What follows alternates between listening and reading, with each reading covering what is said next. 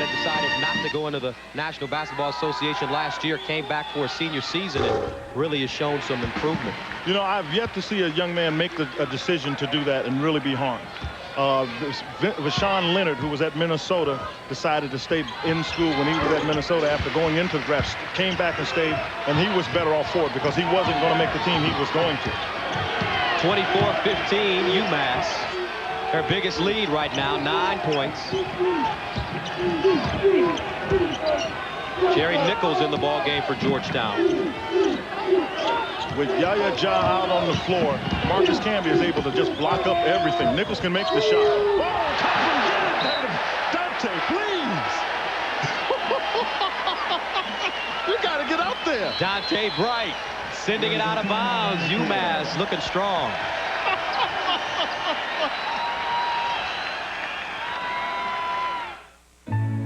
Ben Crenshaw has won the Masters for a second time. Like a rock, I was strong as I could be. Like a rock, nothing ever got to me. Chevy's got the highest resale value of any full-size pickup. Like a rock. Of course, to find that out, you'd have to sell it. Like a rock.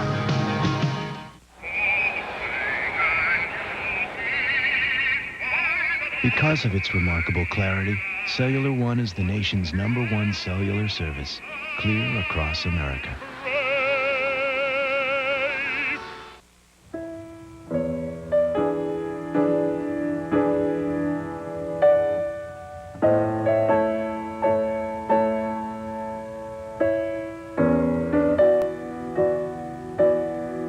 Some of us know we can keep going when bad things happen, because we've got someone who'll help make things right again. Being in good hands is the only place to be. At an event that lasts just 2 weeks and features contests that last just 10 seconds, 24 hours is an eternity. Fortunately, UPS now guarantees overnight delivery as early as 8 a.m. from cities worldwide. If UPS can make urgent international deliveries to people who measure their accomplishments in seconds, think what they can do for those on a more relaxed schedule. UPS, worldwide Olympic sponsor. We asked the hottest coaches in the game to switch antiperspirants and try Degree. Body heat activated. As your body heat rises, Degree releases extra protection. It just keeps you dry. It certainly worked for me. Degree, for an extra degree of protection.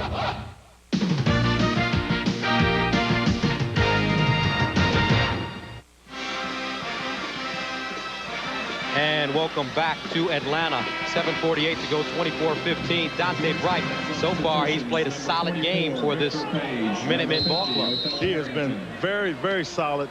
He's made plays on the offensive end early, getting some offensive rebounds. He made that defensive play. But it's been the play of both Bright and Dingle that's allowed UMass to get this lead, in addition to their guards. I mean, people say, you know, they're not very deep. Well, they can't get any minutes from anybody else because their guards and their other forwards are so solid. How are you going to get anybody else minutes? And you know about Marcus Camby. 4 points now for Camby, 26-15. Georgetown right now having problems getting good shots. And we'll have a foul at the top of the key. Marcus Camby taking it to the hole. Well, he gets it. Padilla waits, lets the defense go through, and Jerry Nichols does a poor job in protecting, but Marcus Camby shows you his ability to put it on the floor and go to the basket. Marcus Camby, first team All-American. A favorite to become the player of the year in college basketball. Jerry Nichols at the line shooting one. He presents so many problems. I was talking to Coach John Thompson about him yesterday, and he was just saying, you know, this is one guy that can win the game for you on either end of the floor because he's long, he blocks shots. He's blocked 300 shots already, and not Shaquille O'Neal was one of the few players to do that as freshman, sophomore, and junior. So now you know what he does defensively. He can control it from the other end. Padilla, top of the key, Bright, putting it on the deck, double teamed in the corner. Got it up top to Travieso. Padilla almost lost it out of bounds. Here's Bright on the backside. Hopping inside. He shot a little strong. And Jerome Williams, no place to land, and he travels with the basketball. I frankly thought, because it looked like Dante Bright was standing there. Now, if Dante Bright goes down and he goes down on top of him, what is that? For UMass, number 21, Marcus. They say it's traveling, and Jerome Williams has just got to deal with it. Dante Bright again making plays for UMass. 9 turnovers right now for the Hoyas. 26-15, 6:45 to go in the first half of play. The winner of this game heading to New Jersey to play in the Final Four. They'll take on Kentucky. Here's Weeks. Got it. Oh, go for it, big fella. Off the double team, he makes it. Tyrone Weeks, a junior from Philly.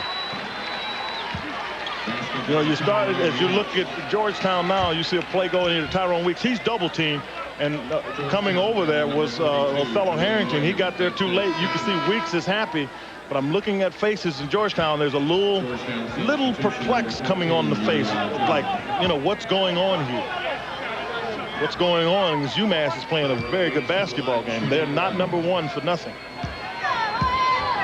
So Tyrone Weeks, a 71% free throw shooter. Unable to get that one to fall. Right now, UMass on an 8-0 run in the last 3 minutes. They lead at 27-15. Look for Iverson to look toward the basket a little bit more. Here's Harrington.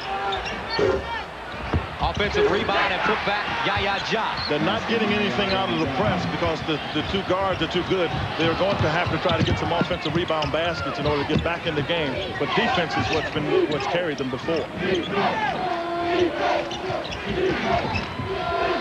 Tough shot. Tyrone Weeks rebound, and it's sent back out of bounds by Yaya Ja.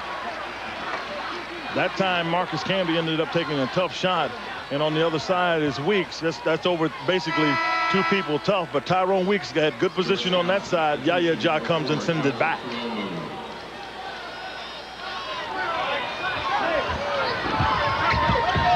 Four blocks for UMass, 3 for Georgetown. Here's Weeks. And he'll get it back to Edgar Padilla to start the offense. 5:47 to play.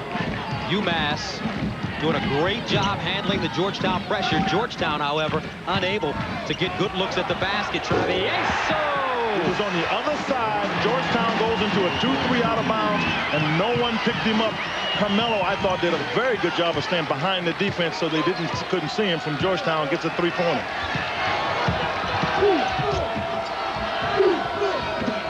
Carmelo Travieso has hit his last 3 3-pointers. It's 3 of 5. Allen Iverson on the other end. They got that one because there was a pick set and nobody stood up. But so far, Carmelo Travieso has done a very good job on Allen Iverson. 11-point lead for UMass and a foul. Edgar Padilla drawing the hold on Joseph Tuomu. Right here is where Carmelo Travieso is, and he's going to go here and stay behind the defense, and they don't pick him up. And watch the ball movement. See, nobody picks him up.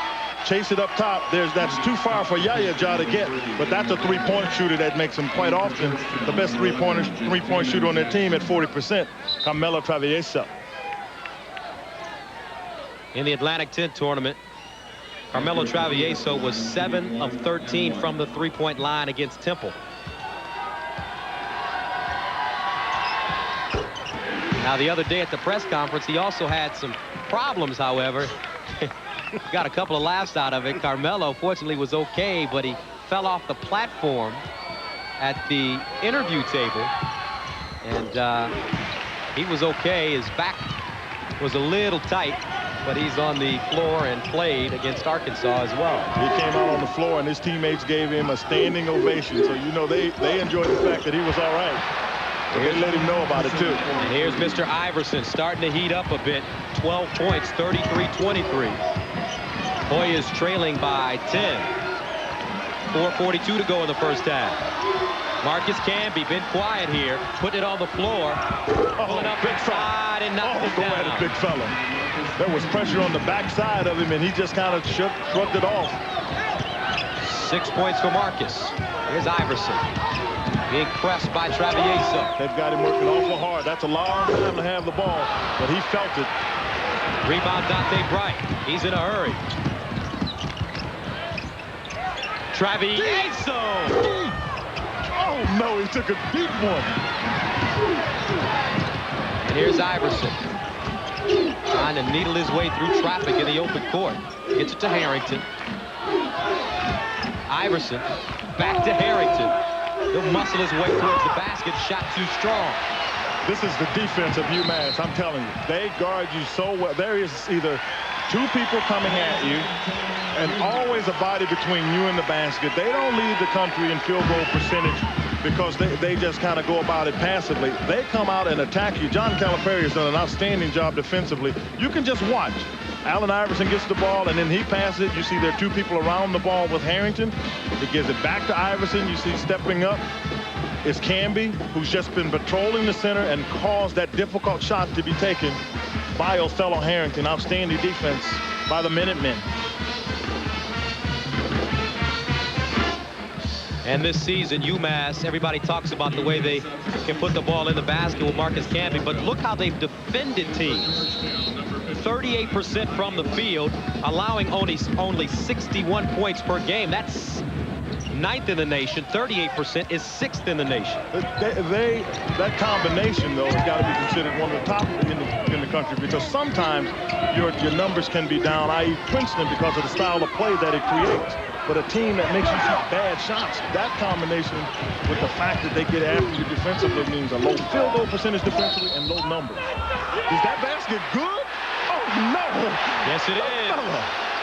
Allen Iverson. Fella, please. I mean, I thought he was checked off. I thought UMass had him exactly where they wanted him to check him off. Carmela's right there in front of him.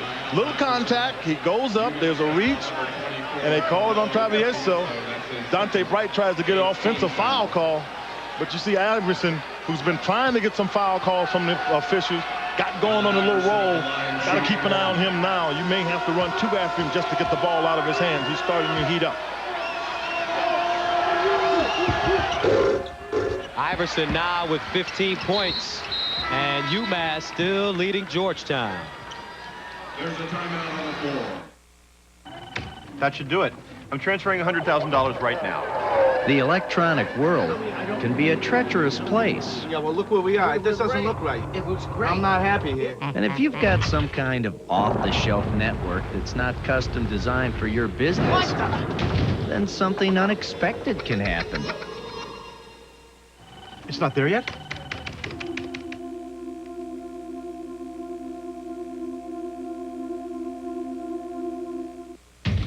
I do not drive to work. I do not drive to get from point A to point B. I do not drive to run away from the world. I just love to drive.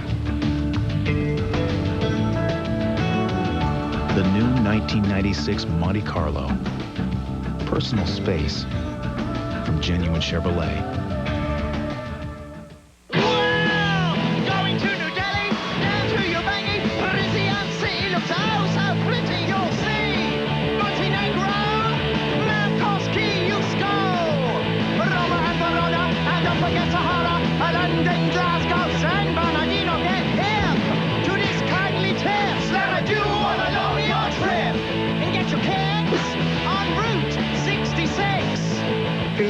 Thunder. Yeah!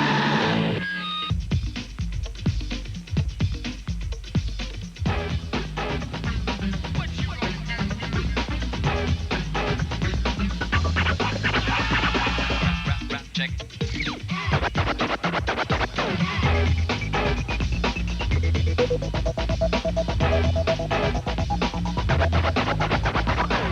In Prague, you can trade them for a car.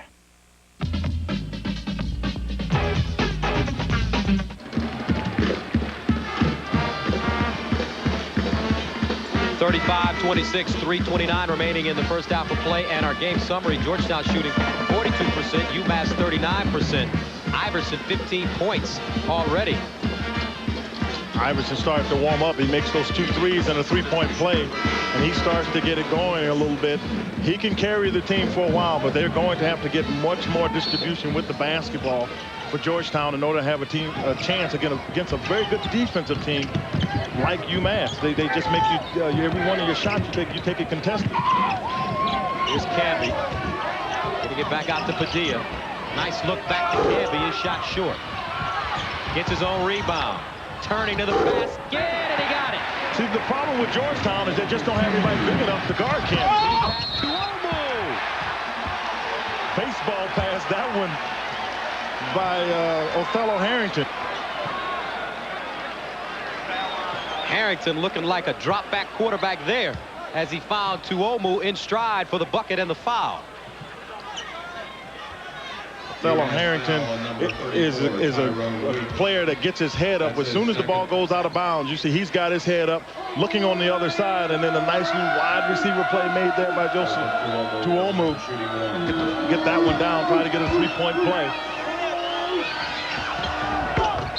Free throw good by Tuomu.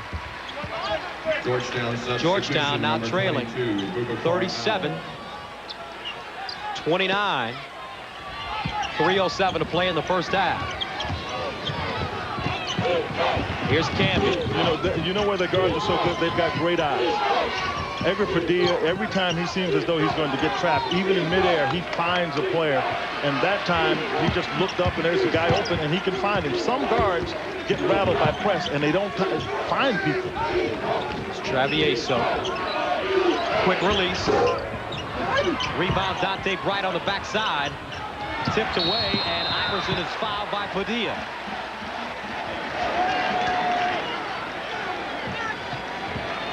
That's the second foul on Edgar Padilla. 10th team foul called against UMass. So Allen Iverson steps to the line. 2 shots. 12, Edgar Padilla, that's his second. Georgetown now in the double bonus. 10 team fouls. Edgar Padilla, you wouldn't want him to get his 3rd foul. He's a very important foul because he's the one that really runs the offense.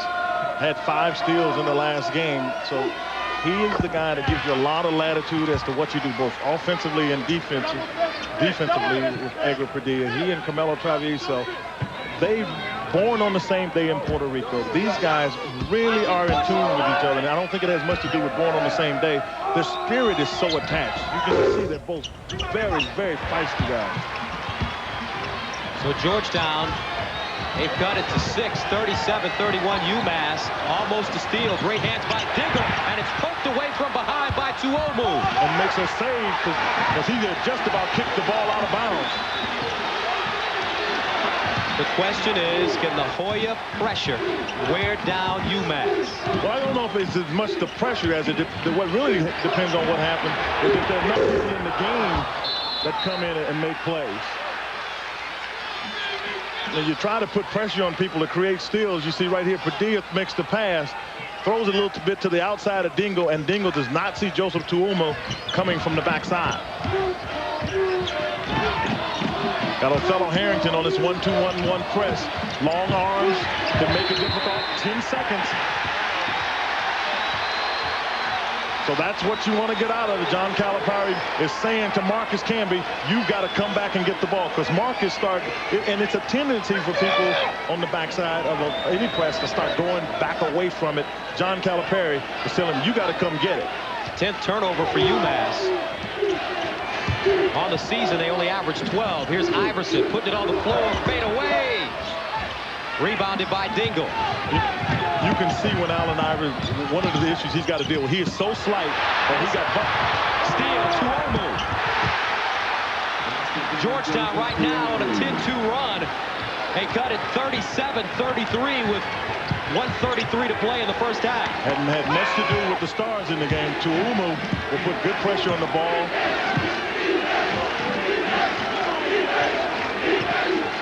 Padilla slowing things down a bit.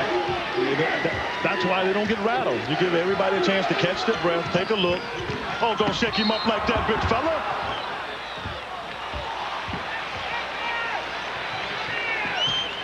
You get it, put pressure on. Here, Padilla tries to turn the corner. He goes back, and out of nowhere comes Joseph Tuomu.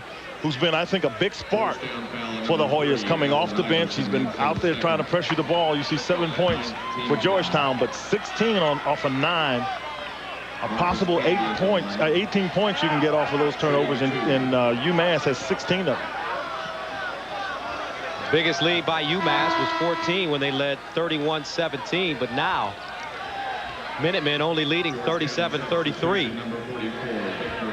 with Marcus Camby at the free throw line as Boubacar Al takes a seat. And coming in the ball game right now, Charlton Clark, a freshman. Another one out of St. Raymond's in the Bronx. They get Charlton Clark in the game because they've got to get Edgar Padilla off. He has 2 fouls. You don't want him to pick up his 3rd foul with 1:13 to go. So Marcus Camby, 70% free throw shooter on the season. And he misses the second, rebounded by Harrington. Oh, that's Marcus Camby threw an elbow at Jahidi White for no apparent reason, and right here in front of us, and the official was happened to be looking right at him. I mean, it doesn't make any sense. I mean, they're both running down court. They've been a little talking. Watch his right elbow. He takes a shot. Now, mind you, he can't hurt Jahidi White with that. Not with that little knock, but he picks up a stupid foul, his second, by just taking a shot at Jahidi White. Jahidi goes 6'9", 270. Sophomore out of St. Louis. And he's lost weight this year. Yeah, he's lost the weight. They've done a good job. John Thompson, as a matter of fact, puts him out of the film session, makes him go work out, and has told him, if you eat right, work right, your game will come back, and that's exactly what's happened. And I think it's really helped this young man's confidence. It has obviously helped Georgetown in the way they play. When he's in the game, you can put Othello Harrington back at power forward, which is his natural position.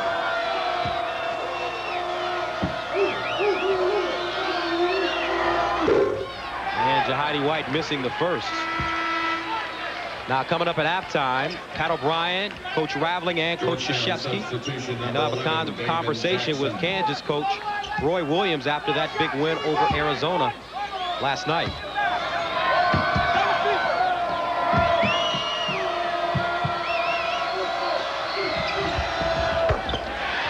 And Jahidi White nailing the second free throw. Georgetown trailing now by 4.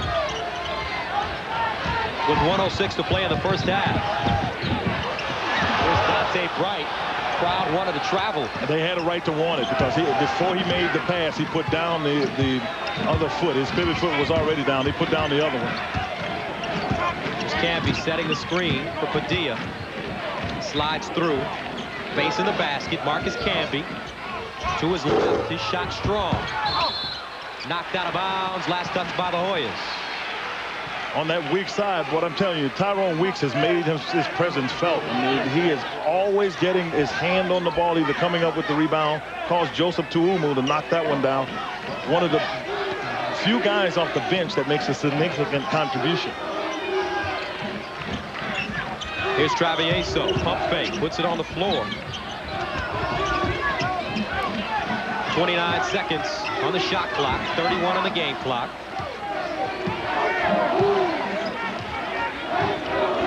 There's Padilla taking his time against freshman Damon Jackson, 16 on the shot clock now. Weeks setting the screen. Here's Padilla. Oh, he had him in the air. They reverse it. Camby off the glass. Can't get it to fall. Rebound. 8 seconds left in the first half. Boubacar Al. 4 seconds left. I don't think Tuomo knows how much time is left. No, they didn't. He had no idea. He lost total track of time, and John Thompson, a little disappointed that he didn't see it, but his team has found a way to fight back into this.